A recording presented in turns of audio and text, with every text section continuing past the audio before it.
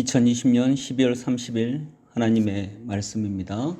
베드로후서 3장 15절 16절입니다. 세번역 성경으로 읽겠습니다. 그리고 우리 주님의 오래 참으심이 구원을 위한 것이라고 생각하십시오.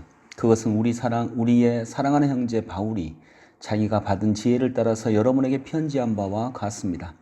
바울은 모든 편지에서 이런 것을 두고 말하고 있는데 그 가운데는 알기 어려운 것이 덜어 있어서 무식하거나 믿음이 굳세지 못한 사람은 다른 성경을 잘못 해석하듯이 그것을 잘못 해석해서 마침내 스스로 파멸에 이르고 말 것입니다. 아멘. 성경을 잘 해석한다는 것은 어떻게 하는 것입니까? 라고 하는 제목으로 하나님의 말씀 봅니다. 바울은 모든 편지에서 이런 것을 두고 말하고 있는데 그 가운데는 알기 어려운 것이 덜어 있어서 무식하거나 믿음이 굳세지 못한 사람은 다른 성경을 잘못 해석하듯이 그것을 잘못 해석해서 마침내 파멸에 이르고 말 것입니다. 개역 개정판 성경으로 16절을 읽었습니다. 수십 년 전 조선시대의 한 어머니가 시집간 딸에게 보낸 편지 하나가 발견됐습니다.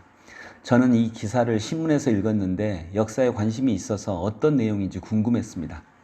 그런데 그 내용은 겨울에 김장을 어떻게 하는지에 대한 내용으로 가득했습니다. 조선시대에 김장을 어떻게 했는지에 대한 정보를 알 수 있는 아주 좋은 자료라고 신문에서는 이야기를 했습니다. 그런데 시집간 딸에게 보낸 이 어머니의 편지를 두고 조선시대에는 김장을 어떻게 했는지에 대한 자료라고 하면 반은 맞는데 반은 틀린 것입니다. 편지의 건 내용은 김장을 어떻게 하는지에 대한 설명이지만 진짜 내용은 어머니의 사랑입니다. 이제 막 시집간 딸에게 김장을 못해 시집살이를 하게 될까봐 걱정한 어머니의 사랑이 가득 담긴 편지, 그것이 이 편지의 진짜 내용입니다. 이 편지는 이렇게 해석해야 잘 해석한 것입니다. 아마도 이 편지를 읽고 딸은 눈물을 흘렸을 것입니다. 김장 정보를 보고 눈물을 흘리는 사람은 없습니다.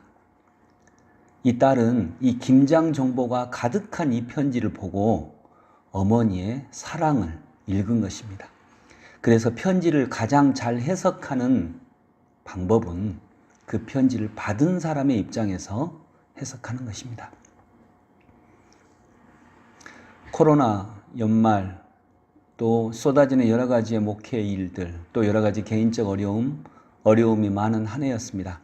그런데 이것을 잘못 해석하면 혹시 하나님이 나를 사랑하시지 않나 하는 마음이 있습니다. 심하면 하나님이 나를 버리셨나 하는 해석까지도 가능합니다. 그런데 겉으로 보면 그것이 맞는 것 같습니다. 초대교회 성도들도 그랬습니다. 혹독한 박해 가운데서 주님의 재림이 지연되고 고난은 계속되자 그들은 삶을 잘못 해석하기 시작했습니다. 주님의 통치가 없는 것은 아닐까? 하나님이 우리를 버리신 것은 아닐까? 주님이 재림하시지 않는 것은 아닐까? 그리고 거짓 교사들이 그 흔들리는 틈을 파고들어 주님의 재림, 주님의 심판은 없으니 그냥 먹고 즐기라고 가르칩니다. 그것이 맞는 것 같아 마음이 흔들립니다. 오늘 우리처럼 말입니다. 그런데 오늘 성경은 이렇게 말합니다. 주님의 심판이 늦어지는 것은 오래 참으사 모든 일을 구원하시려는 하나님의 계획이다. 그것은 하나님의 사랑이다. 여러분, 이것이 맞는 해석입니다.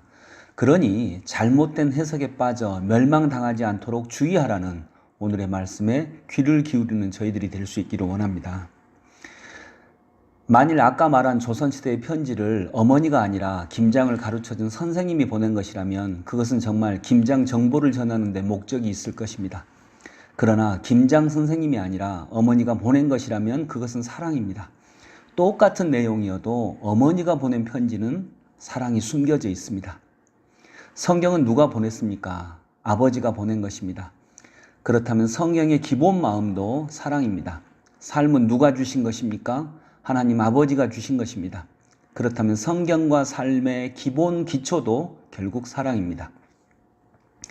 성경과 삶은 김장을 어떻게 하는지에 대한 정보로 가득 찬 편지의 진짜 뜻은 결국 나는 너를 사랑한다는 어머니의 마음입니다. 아버지의 마음입니다. 성경도 우리를 끝까지 사랑하시는 주님의 마음을 읽는다면 성경을 잘 해석한 것입니다. 우리 삶에서 벌어지는 수많은 일들도 결국 그런 주님의 사랑을 보여주시는 것들입니다. 그러한 마음으로 해석을 해야 성경을 잘 해석한 것입니다. 저는 오늘도 우리 성도님들과 함께 여러 가지 어려운 일들 속에서도 그 일들을 주님의 사랑으로 해석하는 하루 되시기를 소망합니다. 아버지 하나님, 오늘도 사랑으로 오셔서 우리의 삶 속에 계심에 감사합니다. 초대교회 성도들처럼 어려움도 있고 고통도 있을지라도 오늘 베드로 사도님의 편지처럼 그것을 사랑으로 잘 해석하여 결국 하나님의 손을 붙잡는 저희들 되게 하여 주옵소서. 예수님의 이름으로 기도드립니다. 아멘.